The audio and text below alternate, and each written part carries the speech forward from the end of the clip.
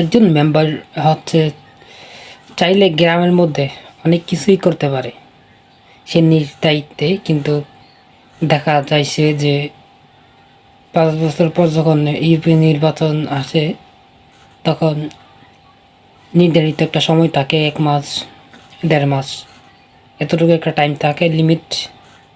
তো সে এই লিমিট অনুযায়ী তখন বা নির্বাচন আসার 1 বছর আগ থেকেই ঘোরাফেরা করে মানুষের কাছে, কারণ তার তখন ভোট দরকার। আর যখন নির্বাচন শেষ তখন সে আর মানুষের কাছে আসে না, তখন ওই জনগণই তার কাছে যায় যে একটা আমাদেরকে ভাতা কার্ড, প্রতিবন্ধী কার্ড এবং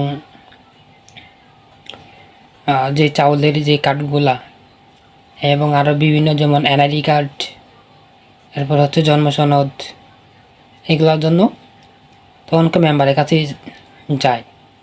আর একটা এনআইডি কার্ড বা জন্ম সনদ লাগলে প্রথমত মেম্বারের রেফারেন্সই লাগে। ওয়ার্ডের যিনি মেম্বার তিনি, তার রেফারেন্স লাগে ইউনিয়ন পরিষদ থেকে যায় উপজেলায়, তখন হচ্ছে নির্বাচন অফিসার তখন এটারে কমপ্লিট করে। কারণ এটা মেন তথ্য হচ্ছে এখান থেকে নেওয়া হয়। আর এই রেফারেন্সটা করতে আপনার ইয়া থেকে, যদি ডিরেক্টলি যিনি মেম্বার ইউপি নির্বাচন ওয়ার্ড মেম্বার তিনি যদি এটাকে রেফারেন্স করে তাহলে আপনার এর টাকা লাগে না। কিন্তু দেখা যায় যে আমাদের এটা করতে গেলে আমাদের প্রায় অনেক সময় কন্ট্রাক্ট করে, মেম্বার হোক বা যেই হোক, মানে মেনত হচ্ছে যদি মেম্বারে করে দেয় এটা নিজ ইচ্ছায় করতে পারবে, দালালের মাধ্যমে নেয়।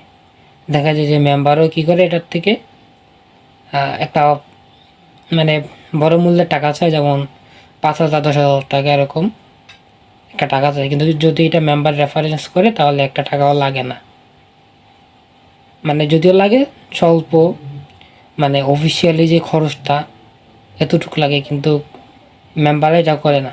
মেম্বার হচ্ছে আপনার বড় ধরনের অনুদান চাই, তাই একটা মেম্বার চাইলে অনেক কিছুই দেশের জন্য করতে পারে, কিন্তু তারা করে না।